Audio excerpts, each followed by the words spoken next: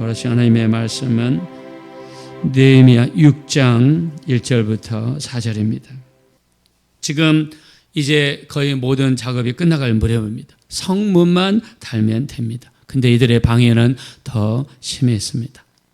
영적으로도 그런 것 같습니다. 우리가 어떤 일을 추진하고 어떤 일을 할 때에 다 됐다라고 생각할 때 꼭 넘어집니다. 꼭 넘어져요. 여러분 다윗을 보십시오. 다윗이 10년 동안 사울왕에 의해서 쫓김을 받을 때 그가 얼마나 하나님을 의지합니까? 얼마나 기도합니까? 시편에 보면 구구절절히 하나님을 의지하고 하나님께 기도하고 내가 새벽을 깨우리로다 얼마나 하나님을 의지합니까?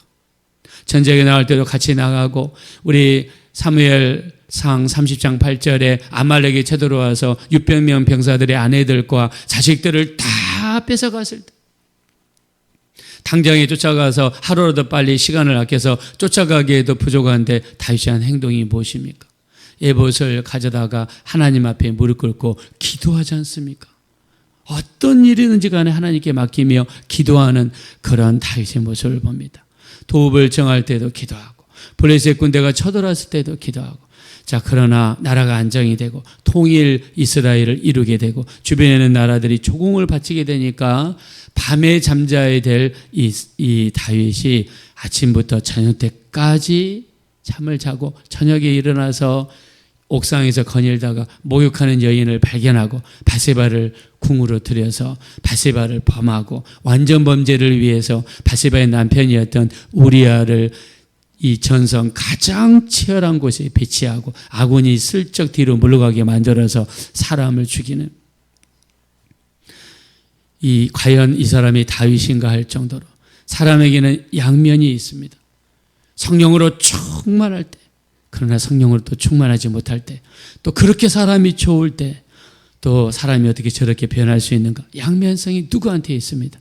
자 그래서 우리가 선줄로 생각한 즉 뭐라고 그랬습니까? 넘어질까 조심하라 그랬습니다. 우리 신앙생활에서 가장 무서운 것은 편안할 때다. 염려가 없을 때다. 근심 걱정이 없을 때다. 영적으로 나태해지고 영적으로 해이해지면 그때 무너질 수 있는 것이죠. 자, 이 작업도 이제 거의 다 완성이 됐습니다. 거의 다 왔어요. 근데 여기에 끊임없는 방해가 닥치기 시작했습니다. 자, 어떻게 방해하느냐? 자, 2절 한번 보겠습니다. 다 같이 읽읍시다. 시작. 산발락과 게셈이 내게 사람을 보내어 이르기를 오라 우리가 오너 평지한 촌에서 서로 만나자 하니 세상은 나를 해하고자 함이었더라. 아멘. 이 사람들이 그렇게 방해하고 반대하다가 죽일 듯이 달려들다가 어느 날 갑자기 화해의 제스처를 주면서 만나자. 우리 이렇게 싸우고 살 것이 아니라 화해하자. 그래, 우리가 너희 하는 일을 돕겠다. 더 이상 방해하지 않겠다. 자, 이 순간은 감동의 순간이죠. 그렇게 반대하고 또 방해하고 했던 그런 사람들이 갑자기 화해의 모드를 치면서 우리가 잘못했다. 너희가 이제 성벽이 거의 다 완성이 됐구나. 이제 우리가 하는 일을 다 포기하겠다. 자, 이러면 순간적으로 사람이 넘어가기 쉽죠. 자, 근데 느헤미야는 그것을 알았습니다. 자, 우리 한번 3절 보겠습니다. 다 같이 읽읍시다. 시작.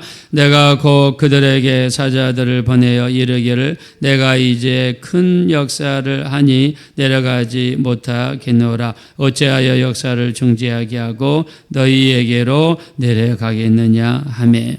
자, 느헤미야는 이들의 실수를 알고 있었습니다. 그래서 단칼에 거절합니다. 자, 느헤미야가 자칫 잘못하면 넘어질 수 있죠. 자, 근데 이런 일을 순조롭게 넘길 수 있었던 이유를 성경에서는 9절에 밝히고 있습니다. 다시 한번 읽어봅시다. 시작. 이는 그들이 다 우리를 두렵게 하고자 하여 말하기를 그들의 손이 피곤하여 역사를 중지하고 이루지 못하리라 함이라. 이제 내 손을 힘있게 하옵소서 하였더라. 아멘. 느헤미야는 그 모든 순간에 뭐 하는 사람이었습니까? 기도하는 사람이었습니다.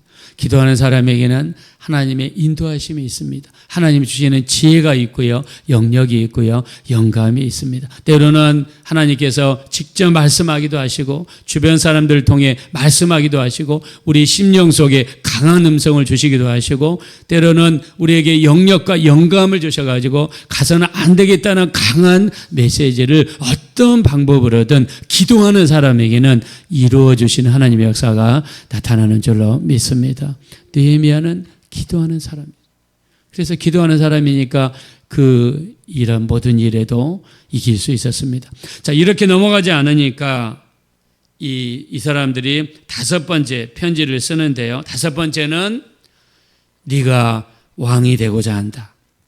네가 이 아닥사스다 왕을 배반하려고 한다. 이스라엘의 정권을 세우려고 한다. 자, 이런 소문이 있다라고 하면서 겁박을 하죠. 자, 5절 한번 6절 보겠습니다.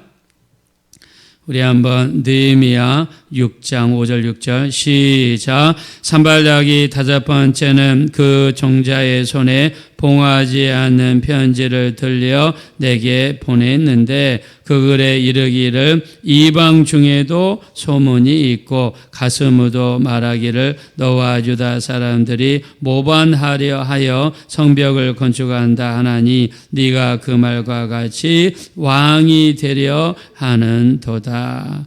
자, 이 산발락과 이 게셈 이 두 사람이 끝까지 붙어가지고 네가 왕이 되려고 한다는 소문이 저 수상궁까지 페르시아까지 퍼졌다.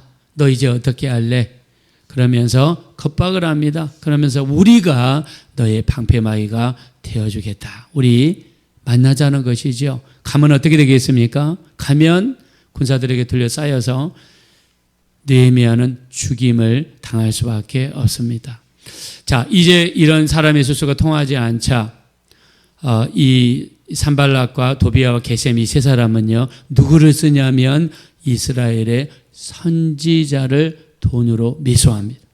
선지자를 돈으로 매수해서 거짓 예언을 하게 하고 느헤미야를 공경에 빠뜨리려는 계획을 세우게 됩니다. 자, 우리 한번 밑으로 쭉 내려가셔서 10절 한번 보겠습니다. 10절. 우리 느헤미야 6장 10절 다 같이 읽겠습니다. 시작. 이후에 무에다발의 손자 들라의 아들 스마야가 두문 분출하기로 내가 그 집에 가니 그가 이르기를 그들이 너를 죽이려 올 터이니 우리가 하나님의 전유로 가서 외소 안에 머물고 그 문을 닫자. 저들이 반드시 밤에 와서 너를 죽이리라 하기로. 네. 여기에 스마야라는 사람이 등장합니다. 스마야는 선지자입니다. 자, 근데 느헤미야라고 하는 총독이 스마야가 안 보인다고 그래서 그 집을 신방을 갑니다. 자, 그러면 스마야와 느헤미야는 가까운 사람인 것을 알 수가 있죠. 안 보인다고 그래서 찾아갈 정도니까 가까운 사람인 것을 알 수 있습니다. 자, 근데 예언을 합니다. 어떤 예언을 하느냐? 지금 산발락과 도비아와 게셈 너희의 정적들이 너를 잡으러 온다.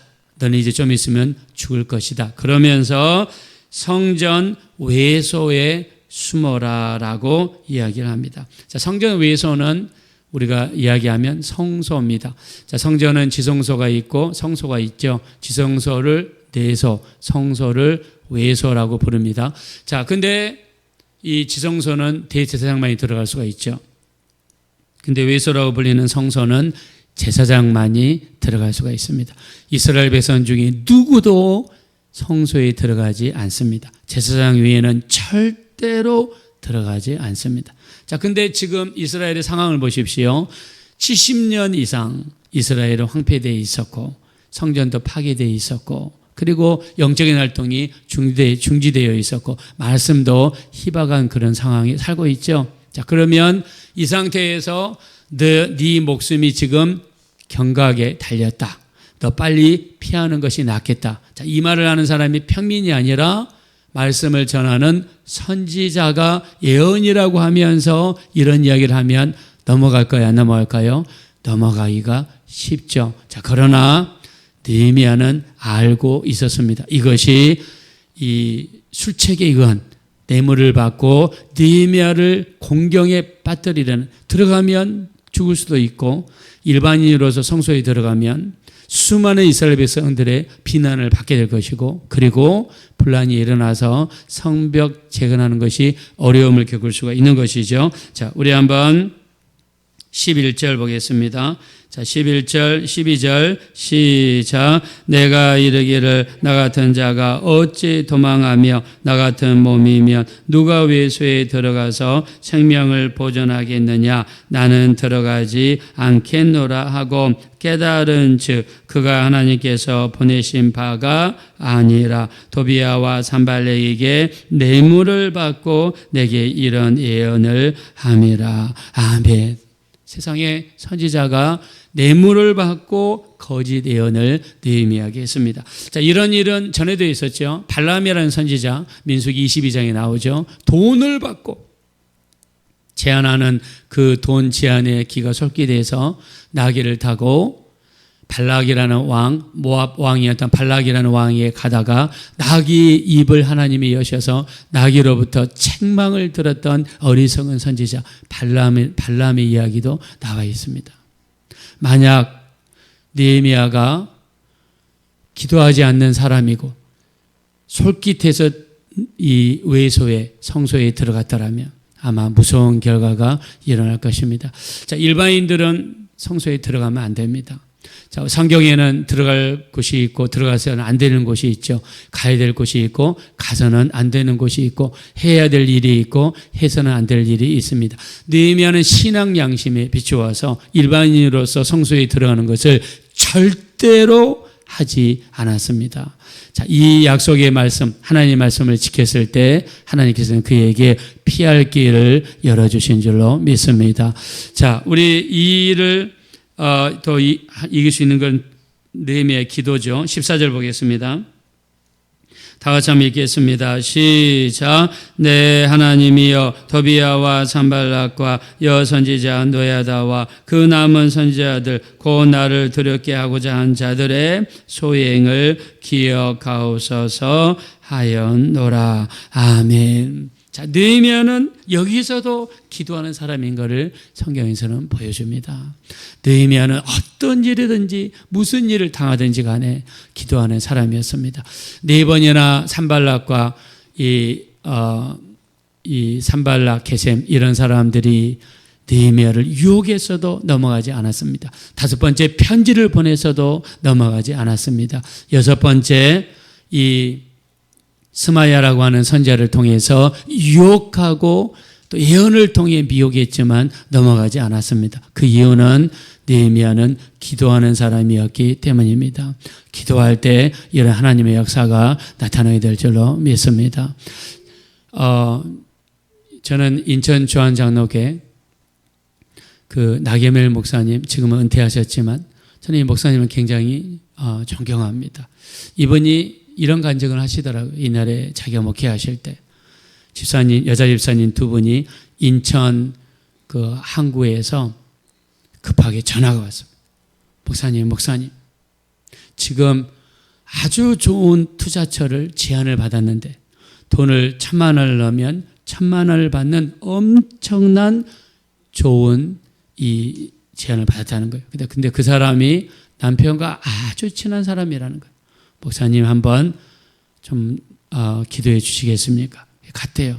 가서 목사님이 기도하고 딱 그 남편 친구라는 사람 얼굴을 보니까 그 순간 하나님이 보여주시는데 이 혀가 여우여처럼 이렇게 앞으로 늘어져 있더래요. 여우여처럼 늘어져 있으면 뭡니까? 거짓말하는 거죠. 그래서 집사님들을 밖으로 불러서 하지 말라고, 저 사람 지금 거짓말하고 있는 것 같다고. 그래서 투자를 안 했답니다. 그런데 나중에 보니까 신문에 그 사람이 잡혔다는 기사가 떴대요. 수많은 사람들, 1,000만 원, 1,000만 원, 1,000만 원씩 수많은 사람들의 돈을 이 투자 목적으로 속여가지고 중국에 가서 그거를 다 탕진하고 날려버렸다는 겁니다. 그래서 하나님이 그걸 알게 해주셨다는 거예요. 자, 저는 이렇게 생각합니다. 우리가 기도하고 하나님께 맡기고 나가면 하나님께서는 어떤 방법으로든 우리를 인도하시고 피할 길을 내 주실 줄로 믿습니다. 자, 기도해야 됩니다. 그래서 우리가 어떤 일이 있더라도 어떤 제안을 받더라도 기도해보고 하나님께 맡기고 우리가 나가는 것이죠.